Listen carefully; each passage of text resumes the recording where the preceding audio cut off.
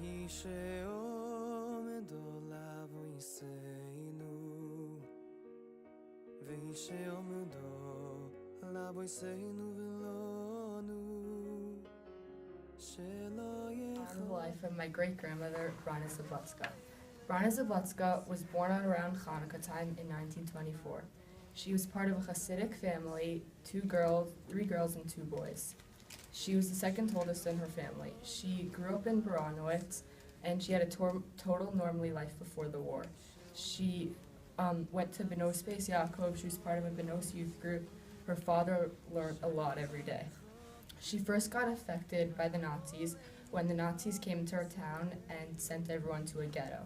When the Nazis started to kill a lot of Jews in the ghetto, her and 35 other people decided to escape. They dug a hole, and as they were in the middle of their journey, they met up with a Christian guy named Edward Zaka. He really helped them a lot throughout the war. He helped them dig a hole and lead them to a forest, and in that forest, that's where they spent most of their time throughout the whole war.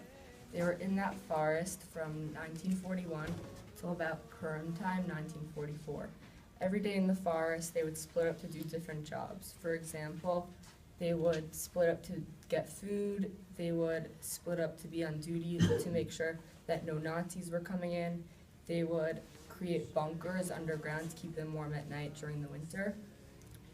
After the war, she went to her hometown to see if any of her family is alive, and she realized that she was the only one alive. So she went to Germany because she heard that that was a way to get to America. And in Germany, they put her in a DP camp, a displaced person camp. And in the displaced person camp, she had my grandfather, which is why my grandfather doesn't know his exact birthday, because he was in the displaced person camp. Unfortunately, she never finished school. So this is a bunker that I made. It's kind of what they were sleeping in throughout the winter. They dug a hole, and then they put wood plaques to make them warm. This is a picture of her holding me as a baby, and this is a picture of her whole group during the war that she was with. During the war, she was really close with her first cousin who lived in Israel. This is actually a real letter that she wrote. It's photocopied. She wrote it in English, which translated to English. I'm going to read it. Dear cousin and children, I'm already writing the second letter since it gave birth. The child is, thank God, finished with the bris. My dear, you cannot imagine what a beautiful bris it was.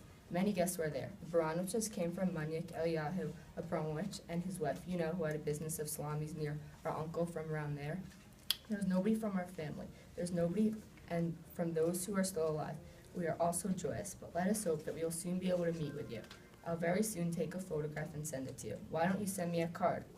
I already sent you a card for me long before Pesach. I don't know why you didn't receive it. Let me know if you are getting my letters. I write you so often. I am writing this letter at an opportune moment. That is why it's so short. I'll write you more in a second letter. Stay well, greet your husband, and kiss your daughters many times. Your cousin, Brina. Munyik greets you very heartily. So because of my great-grandmother, Brina, surviving the Holocaust, that is why I'm here today. I'm here today to honor my great-grandmother, William Brewer.